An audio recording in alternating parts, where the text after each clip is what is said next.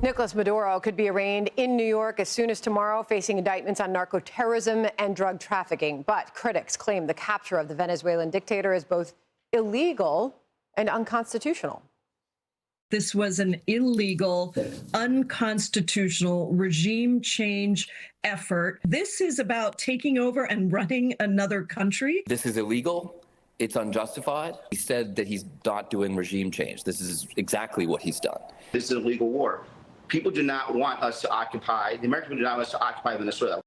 All right, let's bring in former Assistant U.S. Attorney Jim Trusty to break all this down for us. First up, tomorrow will be a big day when we know the arraignment will happen here in New York City. Jim, welcome to you. What do you expect we'll see and hear from that?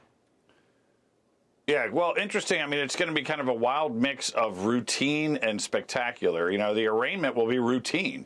They'll talk about what he's charged with, and this goes for the wife as well, that they're facing a potential life sentence, that they need to have counsel. They'll enter pleas of not guilty either tomorrow or in the very near future. And on we go with kind of the typical American U.S. process. There will be motions eventually that echo some of the words you just heard from these politicians, but those motions have never had great success. You know, you talk about the extraordinary rendition of Manuel Noriega from Panama back in the day. A lot of the exact same types of things were filed, were litigated, were lost by the defense. So I don't think that the motions practice is going to result in some huge black eye for the administration. And for each of these politicians that are saying how terrible it is that the president took this action, they should actually be forced to read the 25-page indictment in this case. It's an extraordinary indictment. When you talk about the evidence, you're talking about relationships between the Maduro family, husband, wife, and son, high-level politicians in Venezuela, FARC, a longtime narco-terrorist organization in Colombia. Tren de Aragua, the head of that, is indicted as well. And then there's mentions in the indictment of partnerships or marriages of convenience with the Sinaloas, think El Chapo, as well as the Zetas, which is a violent paramilitary border group from Mexico. So this is a wide-ranging indictment, 25 pages of spectacular incidents, including seizing tons of cocaine in Mexico, tons of cocaine in Paris.